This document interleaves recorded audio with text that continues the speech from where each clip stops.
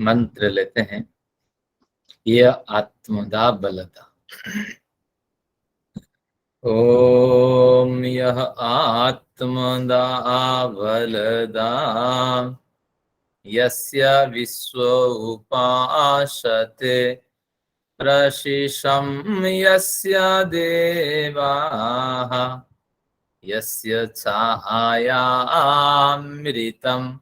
यस्य मृत्युः तस्मै देवाय हविषा विधेम। ओम शांति शांति शांति।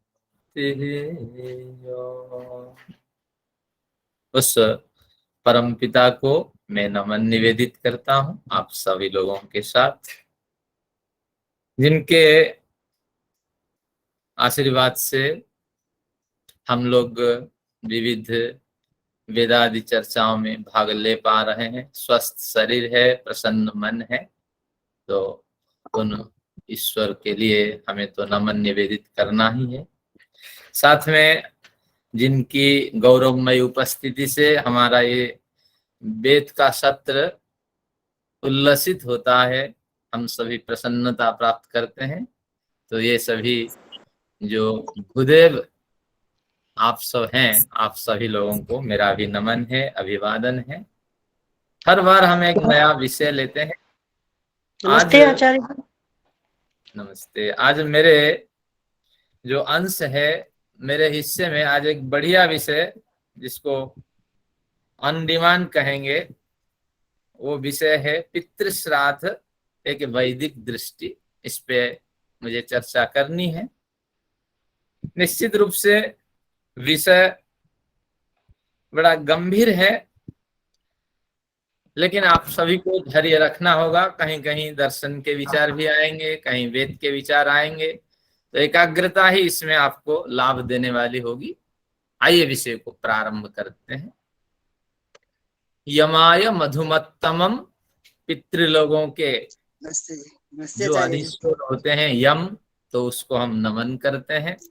यमाय मधुमत्तमम राज्ञी हव्यम जुहोतन, उस राजा यम के लिए हम हवियां निवेदित करते हैं, हम उनके लिए श्राद्ध निवेदित करते हैं।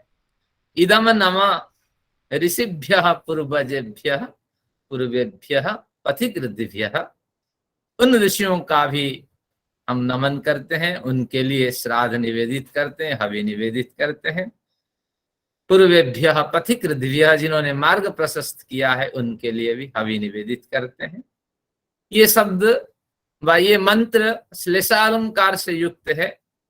अगर हम प्राचीन स्मृति की ओर जाते हैं तो स्मृति शास्त्रकार हमें कहेंगे कि हवि निवेदन करो।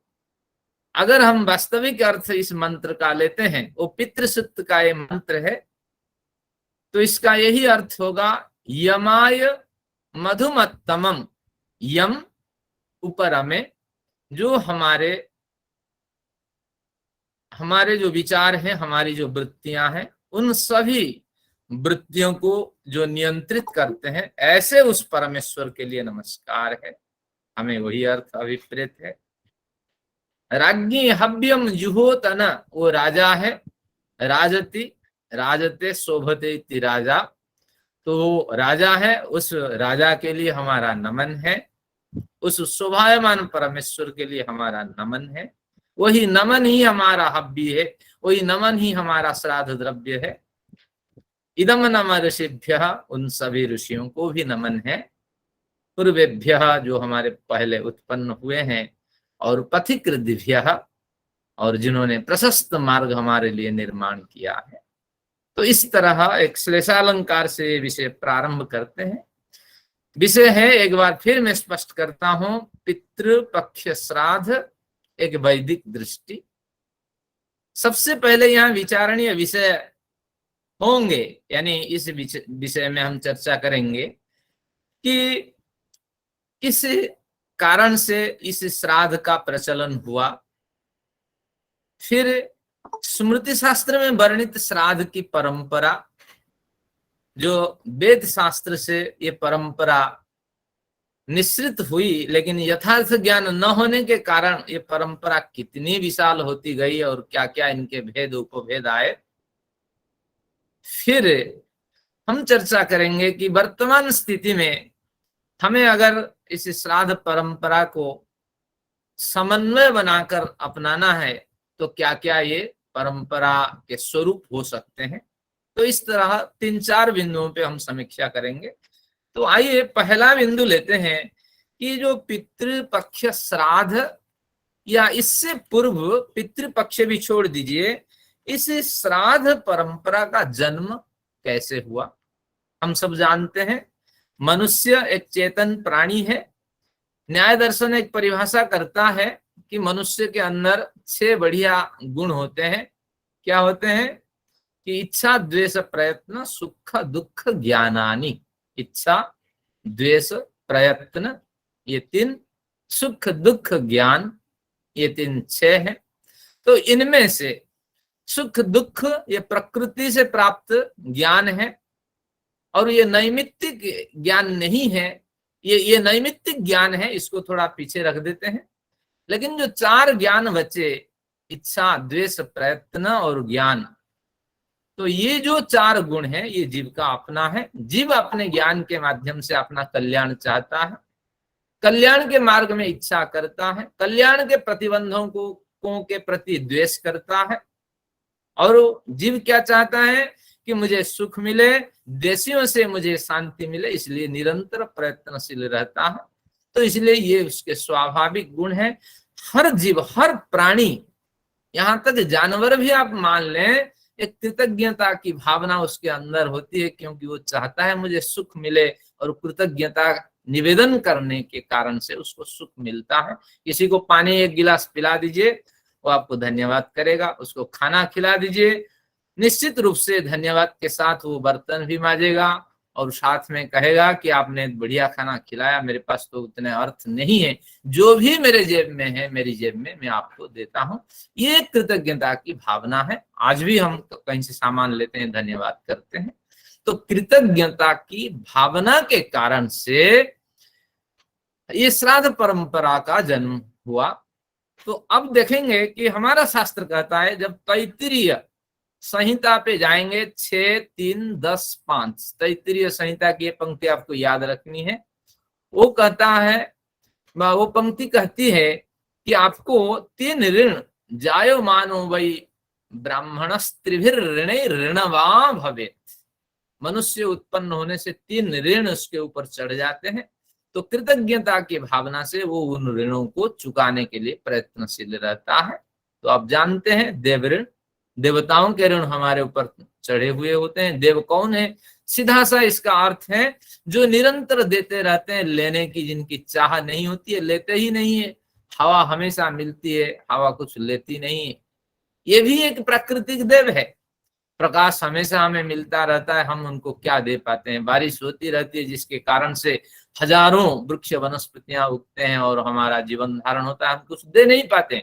ऐसे ये प्राकृतिक देव हैं। विद्वांसो वै देव, मनुष्य में जो श्रेष्ठ स्तर के लोग होते हैं तो ये भी देव कहलाते हैं, जिनके निष्काम कर्म ही जिनके जीवन का प्रधान अवलंबन होता है, ये देव है। तो इसलिए इसके साथ जो देव ऋण होते हैं, यानी हम पैदा होने पर जिन देवताओं के सहयोग से हमारा जन्म हुआ है, उनके प्रति हम ऋण होने की भावना व्यक्त करना चाहते हैं। तो कैसे होगा? यही प्रमाण हमें देता है कि यज्ञ से और निष्काम, समाज के लिए निष्काम कर्मों का अनुष्ठान करने से देव ऋण से आपकी मुक्ति हो जाएगी। तो जिनके पास पेन है वो नोट करें। हमें क्या करना है ना, ऋण मुक्ति की भावना से आगे चलना है। श्राद्ध परंपरा इसी भावना पर टिकी हुई है। देव ऋण से मुक्ति होने के लिए 2 मार्ग हैं कि हमें यज्ञ करना है निरंतर, या अमावस्या और पूर्णिमासी के अवसर पर यज्ञ करना है, और विविध अवसर पे हमें यज्ञ करना है। आज भी आप देखेंगे पार्वण यज्ञ भी एक महत्वपूर्ण यज्ञ है। श्राद्ध को हमें यज्ञ के रूप में लेना है और साथ में समाज कल्याण के लिए कुछ समय निकाल करके निष्काम सेवा करना है। तो अगर ये हो जाता है तो देव ऋण से आपकी मुक्ति हो गई। अब आते हैं देव ऋण के बाद ऋषि ऋण। ऋषियों ने हमारे लिए ये समाज परंपरा बनाई, हमारे लिए संयम और सदाचार के बल पर उन्होंने बड़े ग्रंथ इकट्ठे किए, बड़े विचार इकट्ठे किए, बड़े शास्त्र इकट्ठे किए। हमें जीवन काल में नहीं बल्कि प्रतिदिन इन शास्त्रों का स्वाध्याय करना है और साथ में उनके अनुसार आचरण करना है। तो इससे आपके जो ऋषि ऋण हैं, तो आपके ऋषि ऋण से आप ऋण हो सकते हैं, मुक्त हो सकते हैं। तो जिस तरह दो कार्य थे, यज्ञ और निष्काम कर्म से देव ऋण से आप मुक्त हो सकते हैं, इसी तरह ऋषि ऋण से मुक्त होने के लिए आपको दो कार्य करने हैं कि प्रतिदिन आर्ष ग्रंथों का स्वाध्याय। इससे लाभ क्या होगा कि समाज के प्रति आपकी निष्ठा बढ़ती जाएगी और क्या करना क्या न करना, शास्त्रीय सिद्धांत, कर्तव्य अकर्तव्य, विद्या अविद्या, इनका ज्ञान आपको होता जाएगा। साथ में आचरण करने का भी प्रयत्न करें, सदाचार, अहिंसा, सत्य आदि का पालन करें, यम नियम रूपी सदाचार का आचरण करते रहें। तो इससे आपकी ऋषि ऋण से आपकी मुक्ति हो जाएगी। यानी ऋषि ऋण के प्रति, ऋषियों के जो ऋण है उसके प्रति आप कृतज्ञता ज्ञापित कर सकते हैं। अब रहा पितृ ऋण। पितृ ऋण के लिए हमें क्या करना होगा ना, यही तैत्तिरीय संहिता हमें प्रमाण देता है, सुयोग्य संतान को हमें जन्म देना है। अगर जन्म भी ना देना हो, अगर संतान न हुए, गुणवान शिष्य उत्पन्न करना है, संतान को जन्म देना है, गुणवान शिष्य को उत्पन्न करना है। और इसके अतिरिक्त क्या करना है, जो जीवित माँ बाप हैं उनकी सेवा करना है, और जो आदर्श हमारे पितृस्थानीय जो पूर्व पुरुष हैं उनके लिए भी हमें धन्यवाद करना है। उनके लिए भी हमें उनकी जो स्मृति है, स्मृति पे समाज परक कोई कार्य करना है, समाज परक कोई संगठन बनाना है, तो समाज की सुरक्षा के लिए कुछ दान करना है। तो इस सब कार्य से, यानी पितृ ऋण से मुक्ति पाने के लिए 3-4 कार्य हो गए हैं। सुयोग्य संतान उत्पन्न करना, केवल संतान से नहीं, शिष्य भी उत्पन्न करना आपको जरूरी है। तो ये दोनों कार्य करने के बाद जीवित माँ बाप की क्या करना, सेवा करना। और साथ में जो मृत हैं, अभी हम देखेंगे कि किन किन को ये मानते हैं पितरा, तो उन सब के लिए भी हमें क्या करना, उनका स्मरण करना, उनके लिए धन्यवाद ज्ञापित करना, और साथ में उनकी स्मृति में विविध नया नया कार्यानुष्ठान, नए भवन व नए जो साधना के स्थल का निर्माण करना, इष्ट आपूर्त आदि कर्मों में इनका स्मरण करना। इस तरह कुछ शास्त्रीय सिद्धांत है। तो अंतिम हम चलते हैं कि कृतज्ञता ज्ञापन करना, ओबलाइज करने के माध्यम में जो पितृ ऋण रहे, उस पितृ ऋण में हमारे सामने आए कि जो जीवित माँ बाप हैं उनकी सेवा करना, और मृत व्यक्तियों के लिए भी हमें क्या करना, धन्यवाद करना और उनका भी स्मरण रखना। तो यही जो कृतज्ञता की परंपरा है, यही परंपरा श्राद्ध को जन्म देती है। तो अब हम गंभीरता से समझते हैं कि प्राचीन स्मृति शास्त्रकार किनको पितृ से मुक्ति होने का साधन बताता है। अभी पितृपक्ष चल रहा है, कल एक दिन अवशेष है, तो इन सब का प्रारंभ कैसे हुआ इस पे भी चर्चा करेंगे। आइए मैं कुछ शीट से आपको दिखाता हूं, कुछ मौखिक चर्चा के बाद कुछ बौद्धिक चर्चा करेंगे और इससे आपको बड़ा लाभ मिलेगा। अब इस जो पत्रक है आपके सम्मुख आ रहा है, इस पत्रक में ये बताया गया कि स्मृति शास्त्र वर्णित पितृ श्राद्ध के विवेचन। अब आप कहेंगे क्या स्मृति शास्त्र हमें पढ़ना है? नहीं, इसके अतिरिक्त एक और चर्चा आएगी अगले पृष्ठ में, वैदिक मतानुसार प्रासंगिक पितृ श्राद्ध की समीक्षा। जब दोनों पक्ष हमारे समक्ष होंगे तभी हम न्याय कर पाएंगे कि वास्तविक किसे करना, किसे न करना, किसे अपनाना, किसे नहीं अपनाना। अब देखते हैं, मैं समझता हूं सभी को दिखाई पड़ रहा है, शीट पड़ रही है, कोई एक व्यक्ति हाँ बोले तो आगे बढ़ूं। जी दिखाई पड़ रही है। चलिए, तो स्मृति शास्त्र यानी हमारे स्मृति शास्त्र कुछ परंपरा को जन्म देती है। इससे पूर्व हम जानते हैं सभी जो वेद सभी सत्य विद्याओं का परम आधार है, पुस्तक है। तो इसलिए वेद में भी कुछ मंत्र ऐसे हैं जिनकी चर्चा ये स्मृति शास्त्र करते हैं। और क्या मंत्र है, मैं एक बार सुनाता हूं आपको, जिससे आपकी थोड़ी रुचि बढ़ जाएगी। देखिए, इस मंत्र में, वेद के मंत्र में कहता है, ये अग्नि दग्धा, ये अनग्नि दग्धा। ये कौन सा मंत्र है? ऋग्वेद 10, 15, 14वां मंत्र है। यानी पितृसूक्त के नाम में जब ऋग्वेद पर आप जाएंगे तो 10वें मंडल के 15वें सूक्त, जिसमें 1 से 14 तक मंत्र होते हैं, तो वहां चर्चा है।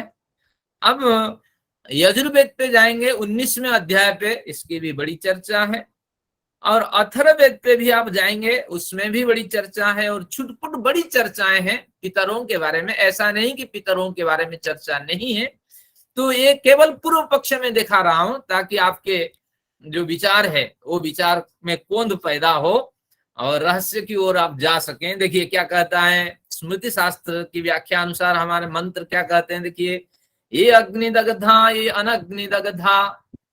कुछ हमारे पूर्वज है जिनको हमने अग्नि में दाह कर दिया है, ये अनग्नि दग्धा। जिनको हमने दाह नहीं किया है तो ये भूत प्रेत पिशाच होके घूम रहे होंगे। ये स्मृति का वचन है, पूर्व पक्ष है, ध्यान रखना। अभी मैंने सिद्धांत नहीं बताया। ये अग्नि दग्धा, ये अनग्नि दग्धा, मध्य दिवह स्वधया आमादयन्ते।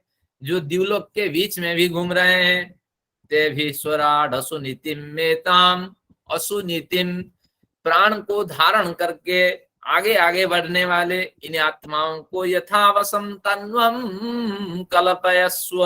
हे ईश्वर, यथा योग्य उनको शरीर दिला दो और ये मेरे पितृ श्राद्ध से उनको ऊर्जा पहुंचा दो। इस तरह स्मृति शास्त्रों ने इन मंत्रों का अर्थ कर दिया। आगे एक और मंत्र दिखाता हूं, जिससे आपको और खुशी होगी। अग्नि स्वात्ता पितरा एह गच्छता। हे पितृलोक, आप आसमान से उतर आओ। एह गच्छत, आइह गच्छत, मेरे इस श्राद्ध स्थल में आओ। सदा सदा सदता सुप्रणीतयः।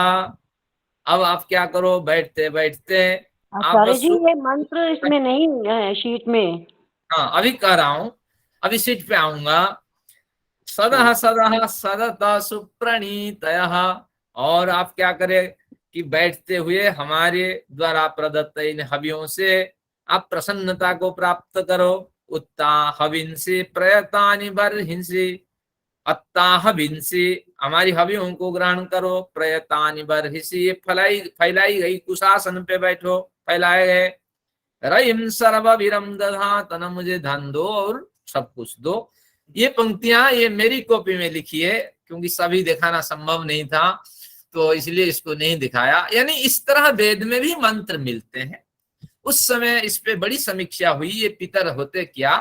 जब इस तरह स्मृति शास्त्र इस पे अपने विचार दिए, सभी ने स्मृति क्या है और श्रुति क्या है। वेद को हम श्रुति मानते हैं, वेद से इतर जितने साहित्य है सभी को हम स्मृति साहित्य कहते हैं। तो वेद से इतर कौन साहित्य है? आपके ब्राह्मण हो, आरण्यक हो, उपनिषद हो, आपके दर्शन हो, जितने आर्ष साहित्य सभी का नाम स्मृति है। तो उनमें जो भी विचार आए हैं, तो उन विचारों का सार ये आपके समक्ष रखा गया है। जीवित पितर, दिव्य पितर, मानुष पितर। पितर आपके 3 होते हैं। अगर इसको आप नहीं सुनते तो आप कहते हैं पितर कौन होते हैं, वेद ही आपका कह रहा है, स्मृति शास्त्र कह रहे हैं। इसका फिर हम वास्तविक अर्थ करेंगे, उस समय आपको और खुशी होगी। तो जीवित पितर कुछ जिंदा पितर लोग हैं, ये लोग बड़े तंग करते हैं, 10 बार पेशाब करते हैं, टॉयलेट जाते हैं और सेवा करते हैं। अरे 1-2 साल कोई सेवा करे ना, 10 साल अगर ये रहे तो हमें तो जीना हराम कर देते हैं, छोड़ो इनकी।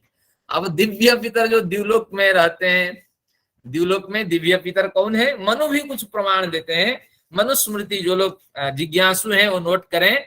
मनुस्मृति 1, 35 और 36, प्रथम अध्याय 35-36 में मनु कहते हैं 12 प्रजापति और 7 मनु और देव और उनके निकाय, उनके संघ तथा ऋषि समूह, ये सब हमारे दिव्य पितर हैं। इनके कारण से हमने इस समाज व्यवस्था को मजबूती से पकड़ा और ये समाज व्यवस्था श्रृंखलित होकर के चल रही है। तो इसलिए ये भी स्मरण के योग्य हैं, ये भी श्राद्ध के योग्य होते हैं। तो इसलिए ये दिव्य पितर है। और मानुष पितर कौन है? जो हमारे पूर्वज हैं, जो हजारों पीढ़ियां बीत चुकी है, हमारे जन्म के जो कारण है, उन सबको तो हम स्मरण नहीं कर पाएंगे, लेकिन उन सबके प्रति हम धन्यवाद ज्ञापित करेंगे विविध अवसर पर। लेकिन जो तीन पितर होते हैं, पिता, पितामह, प्रपितामह, यानी हमारा जो पिता है और जो दादा है, जो परदादा है, उसके भी जो परदादा है, अगर पिता मरे नहीं है तो उसके भी जो परदादा है, तो उनका हम स्मरण करते हैं। इसी तरह माता, मातामह, प्रमाता, माता, मातामही, प्रमातामही, तो इस तरह माता, पितामही, प्रपितामही, इसी तरह मामा के, क्योंकि ये पितृकुल हो गया, मातृकुल के भी 6 होते हैं, तो कौन है ना, मातुल है, और फिर आगे माता, मातामह, प्रमातामह, माता, मातामही, प्रमातामही, माँ के भी, माँ की 3 पीढ़ियां, और पुरुष प्रधान पीढ़ियां और महिला प्रधान पीढ़ियां, मामा के भी 3 पीढ़ियां। तो इस तरह हमारी 3 पीढ़ी 6 पीढ़ी, और माँ से जुड़ी जो 3 पीढ़ी 6 पीढ़ियां, तो इनके लिए हम श्राद्ध आदि व्यवस्था करते हैं। तो इनको हम मानुष पितर कहते हैं। और जो पीढ़ियां रह गई हमारे निमित्त, हमारे जन्म के निमित्त, उनके लिए हम आभार व्यक्त करते हैं, धन्यवाद करते हैं, एक लुप्त पिंड प्रदान करते हैं। तो मैं सनातनी परंपरा से जुड़ा हुआ एक व्यक्ति रहा, तो इसलिए मुझे सारी कुछ जानकारियां हैं। अभी कुछ और खोलूंगा, आपको पता लगेगा। तो इस तरह एक कृतज्ञता भावना करने की एक परंपरा चली, लेकिन ये परंपरा विकृत हो गई वेद के मंत्र को वास्तविक रूप से न समझने के कारण। अब श्राद्ध क्या है, अब देखते हैं। श्राद्ध का गुण भेद से एवं निमित्त भेद से 2 प्रकार का विभाजन करते हैं। अभी हम 30-35 मिनट तक ये स्मृति परंपरा पे चलेंगे। श्राद्ध के विभाजन से पहले श्राद्ध समझ लेते हैं। स्मृति शास्त्र किसे श्राद्ध मानता है?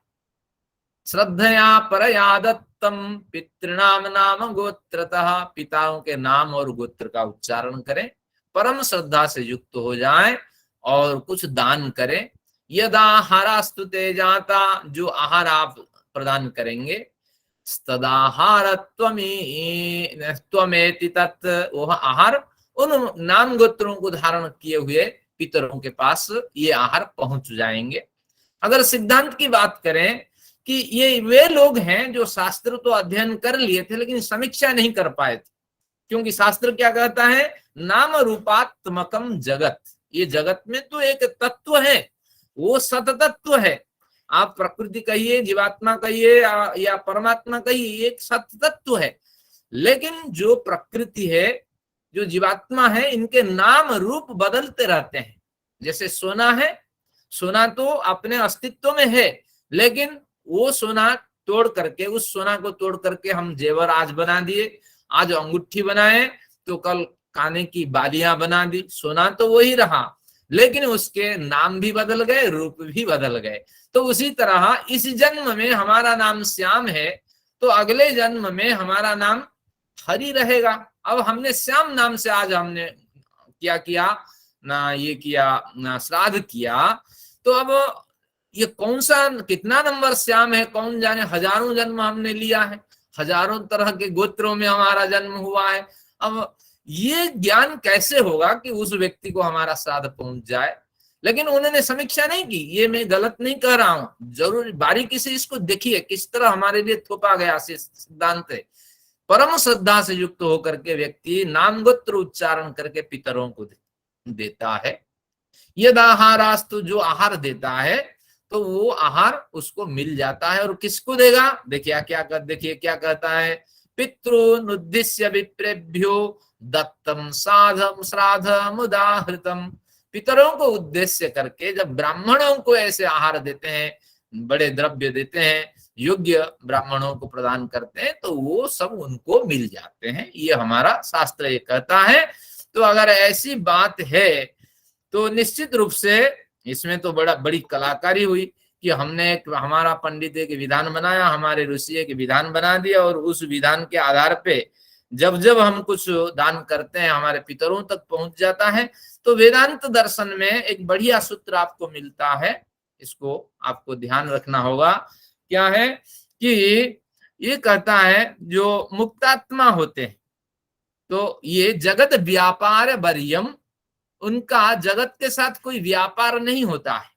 मुक्तात्मा से अभिप्राय है कि जो लोग मुक्ति में भी पहुंच चुके हैं तो वे लोग बड़े समर्थ होते हैं, उनको स्वतंत्रता मिली हुई होती है, उनके पास सारा ऐश्वर्य होते हैं, लेकिन इसके बावजूद जगत व्यापार वर्यम, सृष्टि के जो नियम है उस नियम की व्यवस्था से वो परे होते हैं। क्यों? प्रकरण असन्निहितत्वात्, अगले में सूत्र में कहते हैं क्योंकि हमें बड़े बड़े प्रकरण मिलते हैं कि इन मुक्तात्माओं का इस सृष्टि की नियम व्यवस्था में कोई अधिकार नहीं है।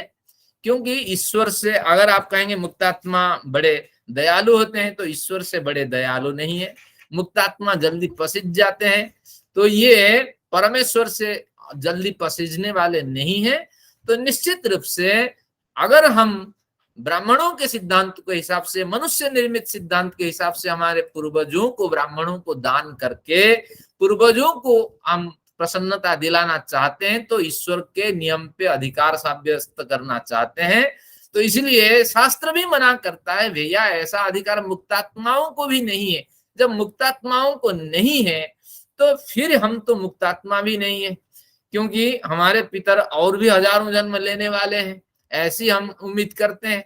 तो ऐसे क्षेत्र में बद्धात्मा उन मुक्तात्माओं के कल्याण के लिए जो भी देता है ये ब्राह्मण लोग हड़प लेते हैं, लेता कोई नहीं है। इस बारे में महर्षि दयानंद की एक रोचक कथा है, सुनाता हूँ, समय तो नहीं है, कुछ शास्त्रीय सिद्धांत को लेना चाहिए, थोड़ा विषय गंभीर है इसलिए थोड़ी रोचकता उत्पन्न करता हूँ। महर्षि लिखते हैं कि एक जाट ने क्या किया कि ब्राह्मण को बुला करके, हाँ जी ब्राह्मण जी आ जाओ, ओ जी आप दूध पी लो, चाय पी लो। तो ब्राह्मण को खूब दूध चाय पिलाया। तो ब्राह्मण ध्यान लगाया, अरे कहाँ से लाता है ना, इसकी एक बढ़िया गाय है और बहुत दूध देती है। तो इसलिए ब्राह्मण को याद आया कि देखो इसका जो बुढ़ा बाप है ये जब मर जाएगा, इस व्यक्ति को मैं तो चुना लगाऊंगा। तो अब ऐसी उम्मीद करके ब्राह्मण भी बैठा रहा, संयोग से उस बूढ़े बाप की मृत्यु का समय आ गया। तो उस समय ब्राह्मण को बुलाया, आप कुछ दान धर्म करना है। तो उन्होंने कहा ठीक है, गोदान करो, बैतरणी नदी पार हो जाना है। तो शास्त्रों में ऐसे सिद्धांत है, शास्त्र खोल के दिखाया, जाट को क्या पता। तो उन्होंने कहा ठीक है, ले लो 10 रुपए, गाय खरीद लेना और करो, क्या करो, गोदान करो।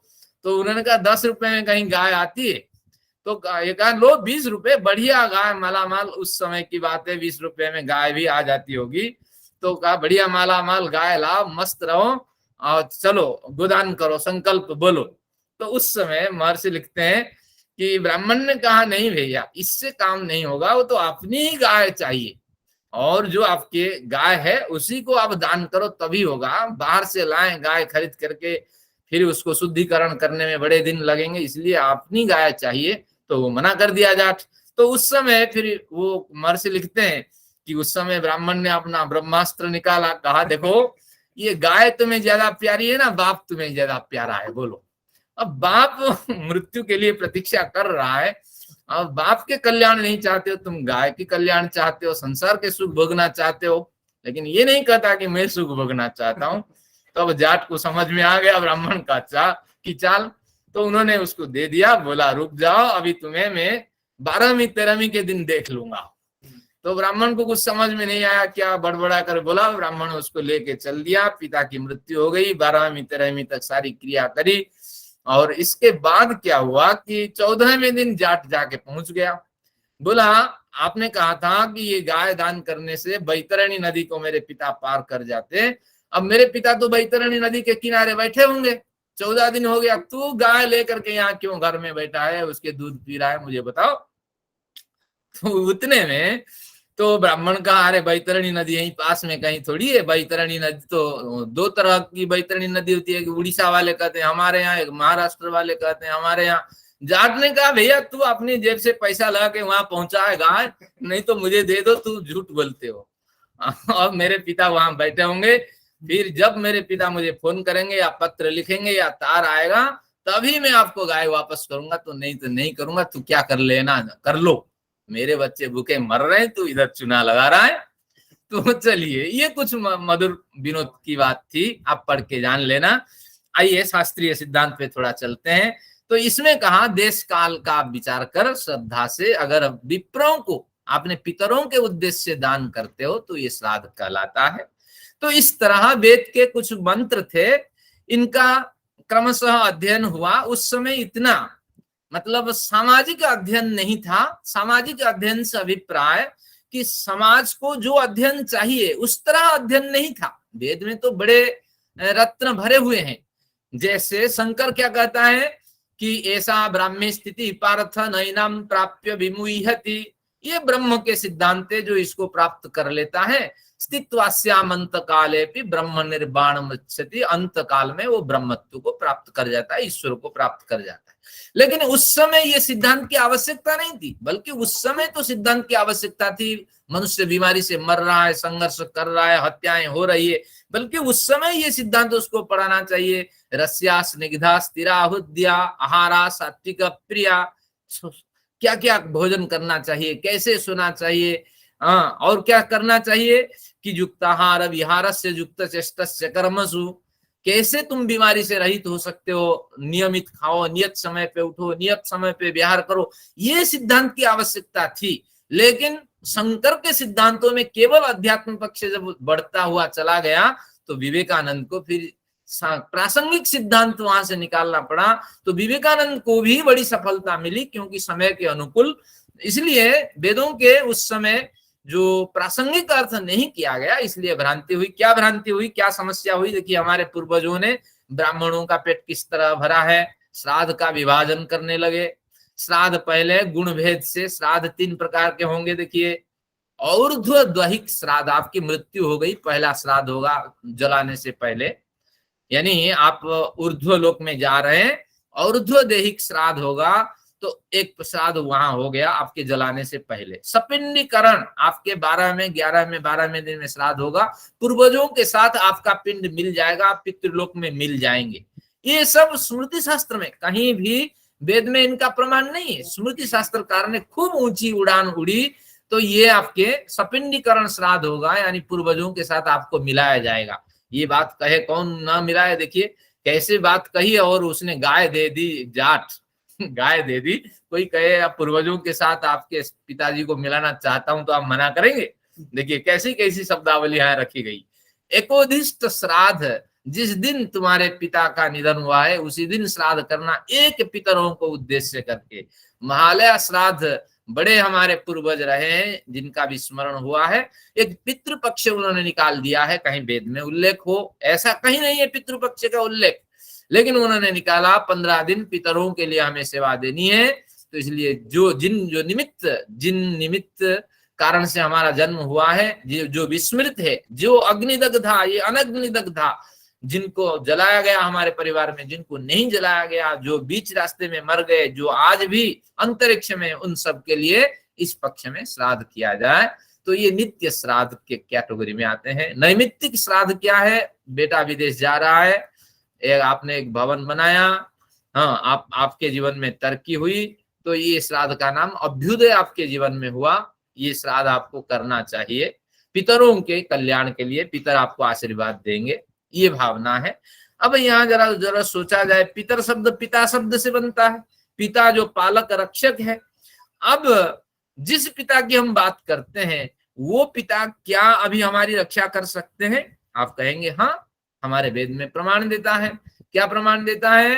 कि आद्याम स्वर्यंतो नापेक्षन्ते आद्याम रोहंति रोदसी, अंतरिक्ष लोक को अतिक्रम करके द्युलोक की ओर बढ़ने वाले जो हमारे पूर्वज होते हैं, न अपेक्षन्ते स्वर्यंतः न अपेक्षन्ते, वो मुड़ करके इधर देखते भी नहीं है। अभी भी हमने पढ़ा है जगत व्यापार वर्जम, जगत के सारे व्यवहार को ईश्वर पे छोड़ दें, ये जीवात्मा कुछ नहीं कर सकती। तो इसलिए जहां मना किया जा रहा है, न मुक्तात्मा हमारे कल्याण कर सकते हैं, न जो मृतात्मा वो हमारे कल्याण कर सकते हैं, जो नए शरीर में पहुंच चुके हैं वो कल्याण नहीं कर सकते, वो तो अपनी मुसीबत में फंसे हुए हैं नए नए शरीर लेकर। हमारे कैसे वो पितर काल आएंगे, हमारे लिए वो क्या कल्याण करेंगे? लेकिन ऐसे हमारे सिद्धांत बने और आज भी हम मानते हैं। तो इसलिए वो लोग हमारे कल्याण करेंगे, इस उद्देश्य से हमें उनका श्राद्ध करना चाहिए। श्राद्ध किसको देना है? ब्राह्मण को देना है। और रोहिणी श्राद्ध करना चाहिए, क्योंकि पुत्र जन्म है तो पितरों का आशीर्वाद ले। देखिए ब्राह्मणों ने क्या कहा, कौन इसको नहीं चाहेगा भैया मेरा पूर्वज मेरे पूर्वज मुझे आशीर्वाद दें, मेरा एक पुत्र मेरी पुत्र संतान हो जाए। आत्म श्राद्ध आत्म कल्याण के लिए एक श्राद्ध करे जब संन्यास आदि आप लेना चाहते हैं। तो इस तरह श्राद्ध का 3 विभाजन हुआ। आगे श्राद्ध को फिर आगे छलांग लगा दिया कि निमित्त भेद से, यानी इतने सारे विभाजन तो याद नहीं रहेंगे, कम से निमित्त के आधार पे अगर विभाजन कर दें तो एक तो एकोधिष्ट होगा, एक पार्वण होगा। एकोधिष्ट में वही आएगा आपके मरने से पूर्व श्राद्ध, मरने के समय सपिंडीकरण श्राद्ध पूर्वजों के साथ आप मिलेंगे। एकोधिष्ट आपके जन्म तिथि पर श्राद्ध, और महालया श्राद्ध यहाँ जो पितर लोग रह गए हैं उसके साथ हमारे मृत पितरों को भी श्राद्ध कर दिया जाएगा। तो इस तरह ये आपका एकोधिष्ट कैटेगरी में ये सारे श्राद्ध आ गए। और पार्वण श्राद्ध एक बनाया गया कि विविध अवसर पर विविध पर्व से युक्त, पर्व पर्वे भवम पार्वणम, तो पर्व में जो त्योहार होते हैं उससे जुड़े श्राद्ध है। एकाह पार्वण श्राद्ध, अमावस्या को श्राद्ध करना चाहिए। जिसकी अमावस्या को मृत्यु हो गई तो उसके लिए तो हर अमावस्या में श्राद्ध है, ये मानकर चलना है। उसी का नाम एकाह पार्वण श्राद्ध। अन्नोष्ट का श्राद्ध अष्टमी और नवमी की तिथि में आश्विन मास को श्राद्ध किया जाता है। और तीर्थ श्राद्ध, ये तीर्थ में जाकर के आप पूर्वजों के लिए श्राद्ध करते हैं। मासिक श्राद्ध, हर मास में श्राद्ध करते हैं। किस तिथि को? अमावस्या की तिथि को। आत्म श्राद्ध, आत्म संन्यास लेते वक्त श्राद्ध करना चाहिए। तो इस तरह ये कुछ श्राद्ध की परंपराएं चली, और श्राद्ध की इस परिभाषा के साथ इस परंपरा इस तरह सक्रिय रही, आज भी सक्रिय है। अब हम थोड़ा जब शास्त्रों का अध्ययन किए महर्षि दयानंद के कारण, और इस शास्त्रों का गंभीर अध्ययन के कारण जब क्रांति आई, तो हम देखना चाहते हैं कि वास्तविक श्राद्ध क्या है और हमें किस तरह श्राद्ध का अभिप्राय आज लेना चाहिए। शास्त्र में हमें क्या कहा गया है? तो देखिए, शास्त्र में हमें निश्चित रूप से पूर्वजों के प्रति आभार व्यक्त करना है। जो स्मृति शास्त्र में 3 तरह के पितरों का वर्गीकरण किया था, यहीं से समस्या हुई थी। जीवित पितर, दिव्य पितर, मानुष पितर। जीवित पितर से हमारा जिंदा जो माँ बाप है, दिव्य पितरों से जो हमारे मनु और 12 प्रजापति, अत्रि, पुलस्त्य आदि की चर्चा हुई थी। मरीच, अत्रि, अंगिरा, पुलस्त्य, पुलह, क्रतु, प्रचेतस, वशिष्ठ, भृगु, नारद, इनकी जो चर्चा हुई थी ये। और मानुष पितरों में जो हमारे पूर्वज हैं, हमारे जन्म के जो कारण हैं, इन सभी को हम लोप कर देते हैं। केवल एक पितर रखते हैं, जीवित पितर। अब क्यों रखते हैं? अब पितरों की परिभाषा हम करते हैं ताकि विषय अधिक स्पष्ट हो जाए। जब निरुक्त पे चलते हैं, ये पितर है क्या, ये पितर लोग है क्या, तो पता चलता है पिता शब्द के बहुवचन से पितर बनते हैं। पुरुष प्रधान समाज है, माता शब्द के बहुवचन में मातर है। पित्रोह कहते ही जैसे माता पिता दोनों का ग्रहण हो जाता है, पितर कहते ही माता पिता दोनों का ग्रहण हो जाता है। तो निरुक्त कहता है पाता वा पालयिता वा पिता। जो पाता हमारा रक्षक है, पालयिता जो हमारा पालन करे। तो अब ये दोनों परिभाषा के अतिरिक्त 2-3 परिभाषा और खींचती हुई आ जाती है। जो जन्म देता है, जन्म देता है, जो हमें प्रसन्नता प्रदान करता है, वो भी पिता है। तो उसी तरह माता की परिभाषा करेंगे। माता में ये सारा कुछ गुण है, यानी माता भी हमें जन्म देती है, इसलिए जो जनयित्री है। माता भी हमें प्रसन्नता प्रदान करती है, वो प्रेरणायित्री है। माता भी हमारी रक्षका है, तो इसलिए माता, जैसे पिता पाता इति पिता, तो इसलिए माता जो है पात्री इति, माता जो हमारी रक्षा करती है। और जो पालयित्री, जो पालन करती है, वो भी हमारी माता है। साथ में माता निर्मात्री भवती, हमारा बढ़िया व्यक्तित्व का निर्माण करती है। और माँ, माने जो जहाँ माननीय, जहाँ पूज्य माननीय, वो माँ है। तो इस तरह गुण धर्म जिनमें दिखाई पड़ते हैं वो हमारे पितर हैं। तो कितने गुण धर्म गिनते हैं शास्त्र के आधार पर? जो हमारा पालन, रक्षा, हमारी रक्षा करे, जो हमारा पालन करे 2, जो हमारे जन्म के कारण 3, जो हमें प्रसन्नता प्रदान करे वो 4, जो हमारा बढ़िया व्यक्तित्व का निर्माण करें वो 5, जो सम्मान के अधिकारी है वो 6, और माती परितः जानाति थी माता। जो हमारा वास्तविक व्यक्तित्व क्या है, हम क्या सोचते हैं, किस विचारों में खोए रहते हैं, इस बारे में भली भांति जानता है, हमें भांप लेता है, तो वो भी हमारा पितर है। तो इस तरह कैटेगरी में जब पितरों का अध्ययन हुआ तो हमारे पास ये पितर आए। देखिए, वेद, मनुस्मृति, महर्षि दयानंद समर्थित। महर्षि दयानंद कहाँ से विचार लाएंगे? वेद से विचार लाए, ये सारा विचार वेद में है, मनुस्मृति में है। अब कहेंगे मनुस्मृति में कहाँ इन पितरों की चर्चा है? मैं आपको संकेत करता हूं। मनुस्मृति में आप पितरों की चर्चा 1:35 से 36, इसमें आप देखेंगे मनुस्पष्ट रूप से पितरों का नाम उल्लेख करते हैं। और फिर वेदों का अध्ययन करेंगे। कौन कौन सा अध्याय? मैंने कहा कि आप ऋग्वेद के 10वें मंडल के 15वां सूक्त का अध्ययन करिए, यजुर्वेद का 19वां अध्याय अध्ययन करिए, और अथर्ववेद के अनेक पितृ सूक्त से संबंधित मंत्र हैं उनका अध्ययन करिए, तो आपको बहुत कुछ सिद्धांत मिलेंगे। लेकिन ये जो कुछ महर्षि दयानंद के विचार के आधार पे 16 पिता का उल्लेख हुआ है, ये 16 नहीं है, बहुत से पिता हमारे सामने आएंगे। सोम सदः, अग्नि स्वात्त, बर्हि सद, लोमपा हविभुज आदि ये सारे लिखे हैं, पढ़ने की आवश्यकता नहीं है। महर्षि कहते हैं कि जो हमारे कल्याण करने वाले, हमें प्रसन्नता दिलाने वाले, हमारे हितैषी हैं, उनका नाम इस तरह है। महर्षि की परिभाषा के हिसाब से मैं समझाता हूं। सोम सदः महर्षि किसे मानते हैं? ये पहले आपके सामने एक प्रश्न है।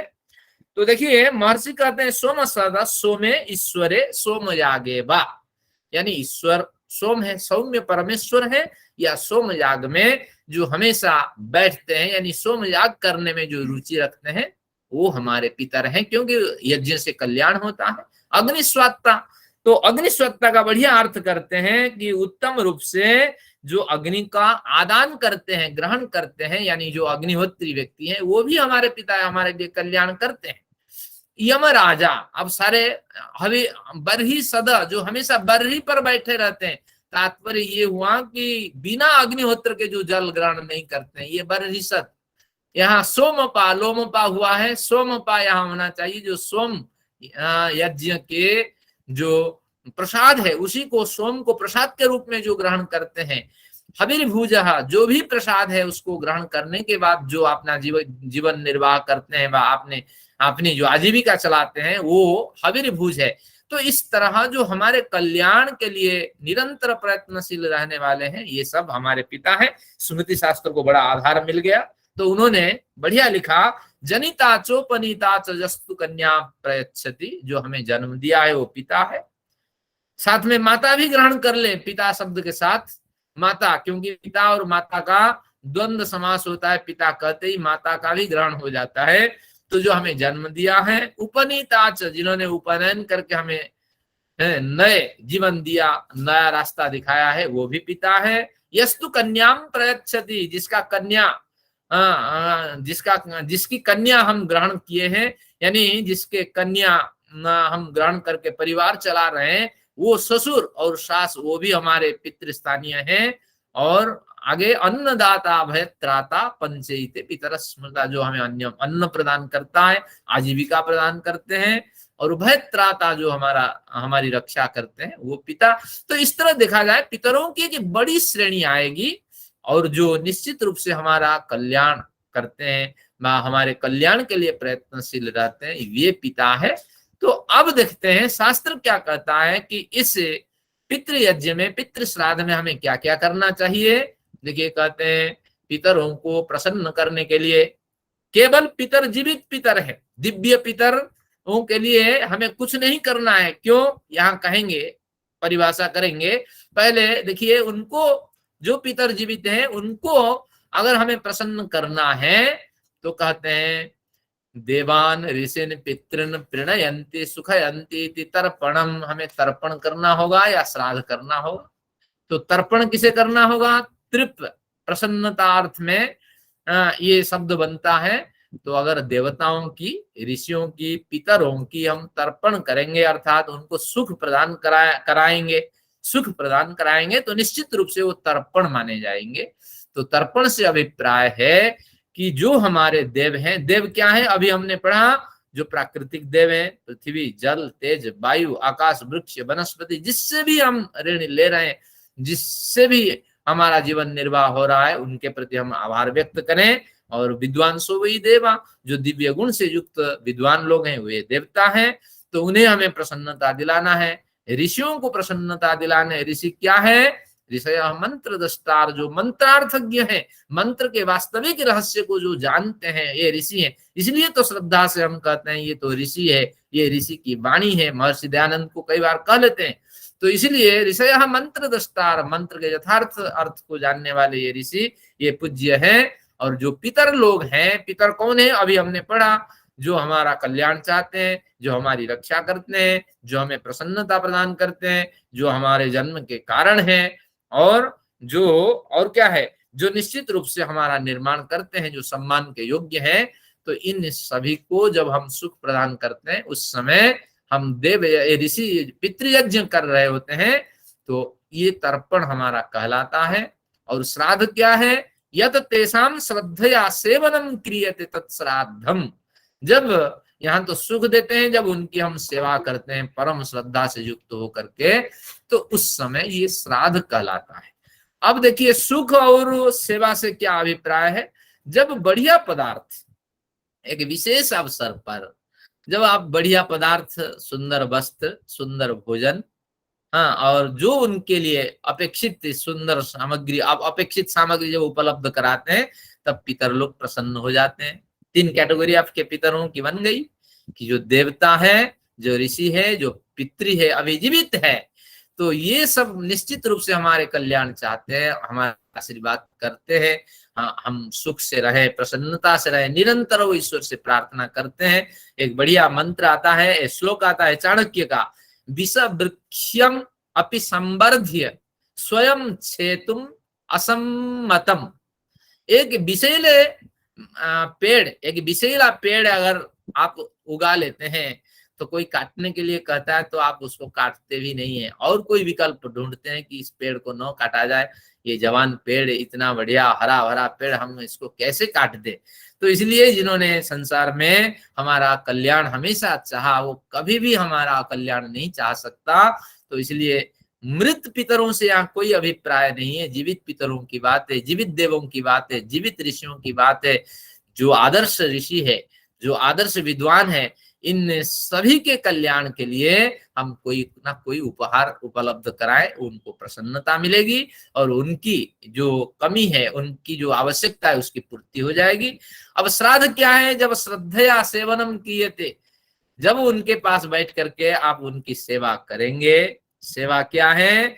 कि निश्चित रूप से उनकी जो अपेक्षाएं हैं, वो जो चाहते हैं उसको सुनेंगे। सेवा साथ में एक शुश्रूषा शब्द जुड़ता है, सुनने की इच्छा, वो क्या बोलना चाहते हैं, क्या बताना चाहते हैं। जब इस तरह की स्थितियों से आप गुजरेंगे, निश्चित रूप से शारीरिक आप सेवा करें, उनकी बातें सुने, उनके पास में बैठे, कुछ समय दें, तो ऐसी स्थिति, और उनको अपने पास में भी रखें। ये बात आप भूलिए मत, दूर में रह करके मेड़ से ये काम नहीं हो सकता। तो इसलिए ये काम आपको करना पड़ेगा, और नहीं तो अनुकूल नहीं है। एक सज्जन मेरे से मिलते हैं, हरिद्वार में मिले, बोले माता जी की मैं सेवा करना चाहता हूँ, लेकिन माता जी चाहती है मैं तो दिल्ली में रहूं, हरिद्वार आपकी साधना स्थली में मैं नहीं रह सकता। लेकिन सिद्धांत क्या कहता है कि साधना स्थली छोड़ दीजिए, माता के पास चले जाइए, वो दिल्ली चाहती है रहने के लिए, वहीं उनकी सेवा करिए, निश्चित रूप से ये वास्तविक सेवा मानी जाएगी। तो इसलिए ये समझना, उनके पास ही निकटवर्ती होना, ये आपका श्राद्ध कहलाएगा। अब ये दोनों परिभाषा समझ लेने के बाद समन्वय पे आइए। सेव्य सेवक कर्म सन्निकर्षात् सर्वमेतत् कर्तुं शक्यते इति। ये दोनों कार्य तभी होगा अगर आपके पिता, आपके ऋषि, आपके देवता अगर जीवित होंगे, तभी ना आप उनकी सेवा कर पाएंगे, उनका तर्पण कर पाएंगे।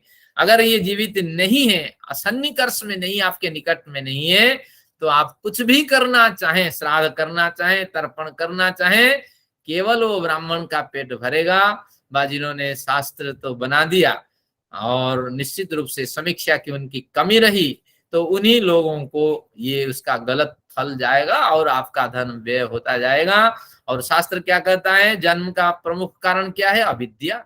जितनी जितनी अविद्या आपके अंदर प्रवेश करती जाएगी तो निश्चित रूप से अस्मिता, राग, द्वेष, अभिनिवेश सक्रिय होते जाएंगे और पूर्व जन्म आपका होता रहेगा। अविद्या का विनाश होने पर ही तो आपका जीवन विकासशील होगा। तो निश्चित रूप से हर कार्य करने से पहले तर्क और प्रमाणों के कसौटी पर उसको कसे। देखिए कितनी बढ़िया बात इसमें कही गई है कि ये श्राद्ध और तर्पण आप सुख तभी दे पाएंगे, आप तभी उनकी सेवा कर पाएंगे अगर सन्निकर्ष में होंगे, निकट में होंगे, आपके पास होंगे तभी। लेकिन दूरस्थ रह करके मेड़ से भी नहीं करा सकते। और अगले जन्म में ये सब हमें प्रदान करेंगे, अगले जन्म में जा चुके पितरों को हमारे सारे द्रव्य मिल जाएंगे, इस तरह की कल्पना न करें। जब ये प्रश्न आया, शास्त्र तो लिख चुका था, स्मृतियां बन चुकी थी, कुछ लोगों ने बढ़िया प्रमाण इसमें दिया, आपको सुनकर के हैरानी होगी। क्या है, वसु, रुद्र, आदित्य, ये 3 देवता होते हैं पितृ, पितामह और प्रपितामह के। यानी पिता का देवता है वसु, प्रपितामह के रुद्र और आदित्य होते हैं, पितामह के रुद्र, आदित्य होते हैं प्रपितामह के। ये वसु, रुद्र, आदित्य नामक देवता संपूर्ण सृष्टि में व्याप्त रहते हैं, आपके द्वारा प्रदत्त हर हवि को ग्रहण करते हैं। और जिस जन्म में जो जो पिता माता आपके हैं उनके नाम गोत्र को उच्चारण करके अगर आपने दिया है तो वो फल उनको पहुंचा देते हैं। अगर वो देवता लोक में है तो उनको अमृत प्रदान करते हैं, अगर वो मनुष्य लोक में है उनको मिष्टान्न प्रदान करते हैं, अगर गाय आदि लोक में है उनको घास, बढ़िया हरे भरे घास अचानक मिल जाते हैं। तो इस तरह की कल्पना की गई। तो अब इसका समाधान क्या वास्तविक रूप से निकला कि इसका समाधान, ये वसु है कौन, ईश्वर के अतिरिक्त ये वसु 8 वसुओं की कल्पना की गई, वो प्राकृतिक पदार्थ है।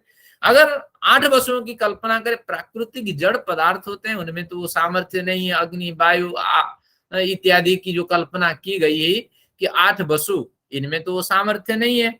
रुद्र की कल्पना की गई है, ये प्राण भी रुद्र है, तो इसलिए 10 प्राण है और जीवात्मा को लेकर के ये रुद्र है। तो इसलिए ये सारे प्राण जो है ये अभौतिक पदार्थ है, जीवात्मा परतंत्रता से युक्त है, ईश्वर का कार्य पहुंचाने का कार्य उसका नहीं, वो तो अल्पज्ञ, स्वयं ही अल्पज्ञ है, जानता नहीं है कि शरीर से निकलने के बाद कहाँ जाना है। तो इसलिए ये जीवात्मा का कार्य नहीं है। आदित्य की बात करें, 12 माह के परिवर्तनशील सूर्य है, उसमें भी ये सामर्थ्य नहीं है। तो निश्चित रूप से कहीं ना कहीं ये सिद्धांत का पृष्ठ पोषण हुआ है, सिद्धांत को लिपिपोत करके हमने ये बनाया और लोगों को भ्रम में डाला है। तो निश्चित रूप से हम भ्रम में होते हैं। अब थोड़ी और शास्त्रीय चर्चा को, समय तो भागता जा रहा है, शास्त्रीय चर्चा को और थोड़ा बढ़ाते हैं। मनुस्मृति जो इन पितरों की बढ़िया समीक्षा करती है और विभिन्न स्मृतियों की बात करती है, वो मनुस्मृति 382 यानी 3य अध्याय 82 पृष्ठ में कहता है कि केवल तुम क्या करो कि एकोधिष्ट श्राद्ध मत करो, जब तिथि आए तभी श्राद्ध मत करो, पार्वण श्राद्ध मत करो, यानी जब अश्विन मास के ये शुक्ल पक्ष के 15 दिन आए तभी श्राद्ध मत करो। क्या करो, 382 आज जाके पढ़िए, कुर्यादः श्राद्ध मन्नाद्येनोदकेन च, अन्नाद्येन, अन्न आदि से, तिल से, द्रिह से, चावल से तुम क्या करो, प्रतिदिन श्राद्ध करो। और उदकेन च, जल से भी श्राद्ध करो। पयो मूल फलैर्वापि, बढ़िया दूध से भी श्राद्ध करो, मूल से भी, कंद मूल से भी श्राद्ध करो, फल से भी श्राद्ध करो। पितृभ्यः प्रीतिमावहन, पितरों के लिए प्रीति उत्पन्न करके। तो जरा सोचो, जिस पंडित को ये सूचना मिल जाए कि अन्न मिलेगा, बढ़िया पीने का उदक मिलेगा, बढ़िया आपका जूस मिलेगा, और वो फिर इम्पोर्टेड जूस, और पया मिलेगा, दूध मिलेगा, कंद मूल फल मिलेगा, वो तो अब रात में सोएगा नहीं, स्वप्न देखेगा। तो इसका तात्पर्य यही है कि निश्चित रूप से स्मृति शास्त्र में भी प्रक्षिप्त बड़े हुए हैं। इसका अभिप्राय यही है कि जो जीवित पितर है उनका निरंतर आप क्या करो, उनका तर्पण करो, उनका श्राद्ध करो, तर्पण से उनको सुख प्रदान करो, पदार्थ वस्तु उपलब्ध करा करके, श्राद्ध यानी सेवा करके, शुश्रूषा यानी उनकी बात सुन करके। श्राद्ध तो नित्य होना चाहिए, केवल ये विधान से विभाजन से श्राद्ध नहीं होना चाहिए, और जो उनको चाहिए वो अन्न प्रदान करो, पयोमूल आदि प्रदान करो, तभी तुम्हें निश्चित रूप से श्राद्ध का फल मिलेगा। इसी तरह एक वेद का बढ़िया मंत्र आता है, देखिए, ऊर्जम वहंतिरमृतम घृतः पयः किलालम परिश्रुतम स्वधास्त तर्पयत मे पितृन्।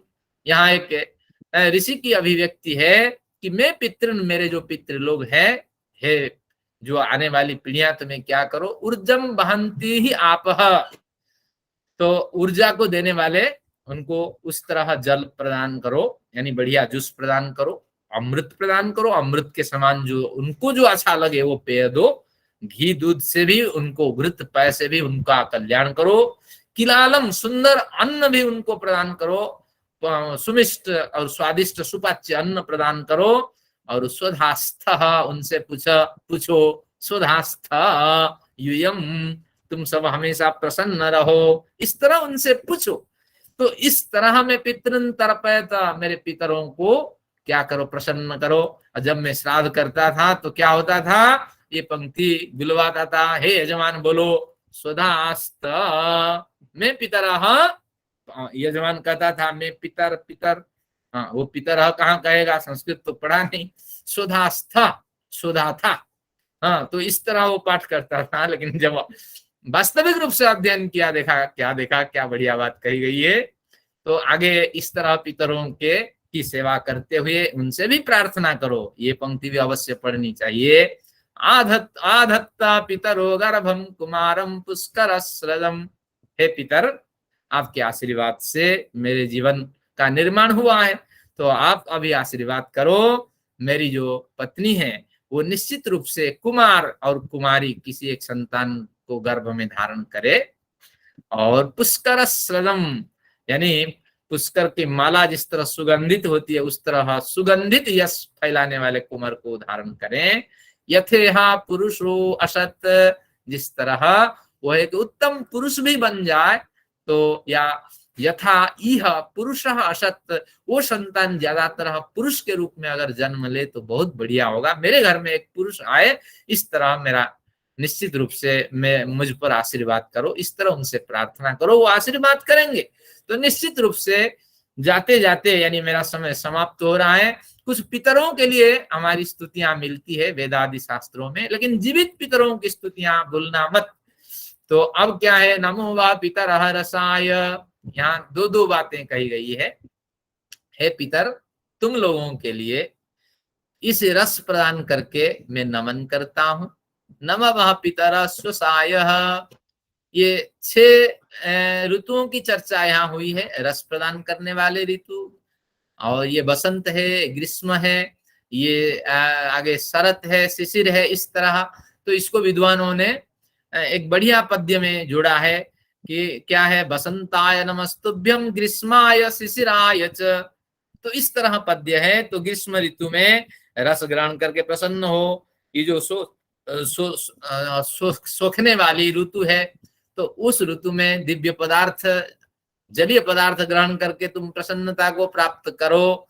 तो इस तरह जीवाय, इस शरद ऋतु में ज्यादातर बीमारियां होती है, तो इससे जीवन धारण पथ्य ग्रहण करके तुम प्रसन्नता प्रदान करो, प्रसन्नता को प्राप्त हो। तो इस तरह आगे चर्चा करते हुए जो 6 ऋतुएं समाप्त हो गई हैं, तो कहते हैं नमो वह गृहान्न पितरो ओ दत्त, कहते हैं आपको नमस्कार, न गृह गृहान्न पितरो दत्त, हे पितर हमें बढ़िया घर प्रदान करो, फिर आप क्या करो, हमारे शत्रुओं का विनाश करो, और सुंदर ये आपका वस्त्र है उसको ग्रहण करो, और हम लोगों पर प्रसन्नता की दृष्टि रखो। तो इस तरह ये कुछ पितरों की स्तुति हुई थी। ये प्राचीन जो हमारी स्मृति शास्त्र है, प्राचीन भारत का जो स्मृति शास्त्र, स्मृति ग्रंथ बने, जो परंपराएं रही, तो इस दृष्टि से कभी विचार नहीं हुआ। लेकिन ये जो 150 साल के बाद जब क्रांति आई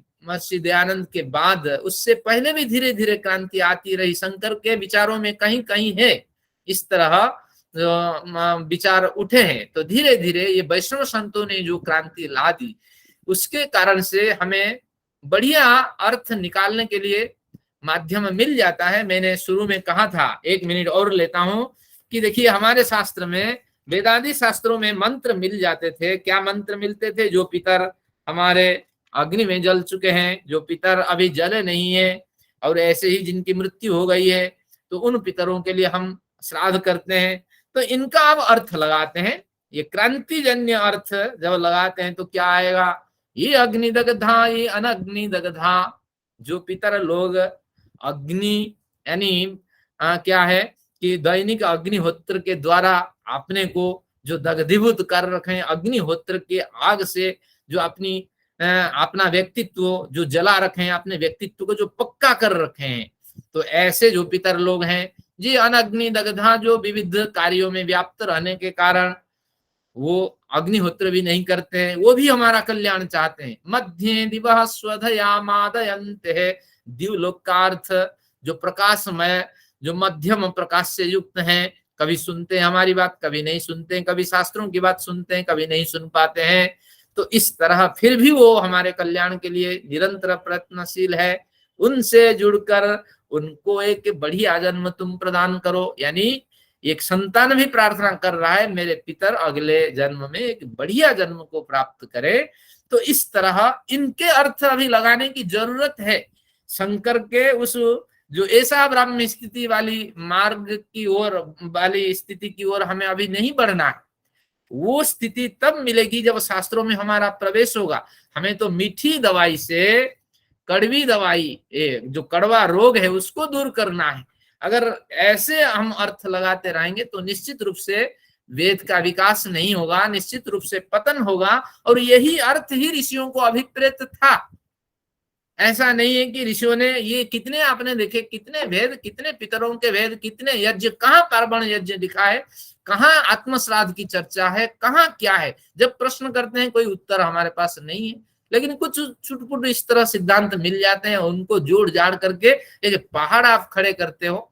तो निश्चित रूप से ये त्रुटि है। इस त्रुटि के परिमार्जन के लिए हमें प्रयत्नशील रहना चाहिए। और आज का जो ये अवसर है, तो पितृश्राद्ध का अवसर, कल अवसर है, इसको हम कैसे मनाएं? महर्षि जी से भी पूछा गया, आप तो खंडन करते हो, अब इसका सिद्धांत क्या है? तो महर्षि सिद्धांत इसका देते हैं कि ऐसे अवसर पे आप क्या करना, निश्चित रूप से यज्ञ करना, लेकिन वो यज्ञ परमात्मा परक होगा। ईश्वर ही हमारा परम पिता है, तो उस परम पिता को स्मरण करें, दान करें समाज कल्याण के लिए, क्योंकि कृतज्ञता भावना से ये पितृयज्ञ का प्रारंभ हुआ है।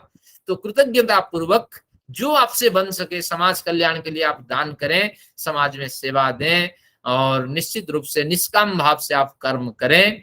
और आगे क्या करें कि निश्चित रूप से कुर्यादः रः श्राद्ध, कोशिश करें कि निरंतर अपने जो जीवित माँ बाप हैं उनके कल्याण के लिए प्रयत्नशील रहें। अगर वो जीवित नहीं है तो हमारे जो मामा, ताता, ताऊ, जो सभी हमारे कल्याण करने वाले जो व्यक्ति हैं, अभी पितरों की बड़ी परिभाषा में आपके समक्ष रखी, तो इन परिभाषाओं के अंदर जो आते हैं अभी जीवित हैं, उनके पास मिलिए, उनका तर्पण करिए, कुछ नवीन वस्त्र उपहार भेंट करें, स्वास्थ्य के बारे में पूछें, और फिर क्या करिए, उनकी सेवा करें, जो सेवा आपसे बन सके।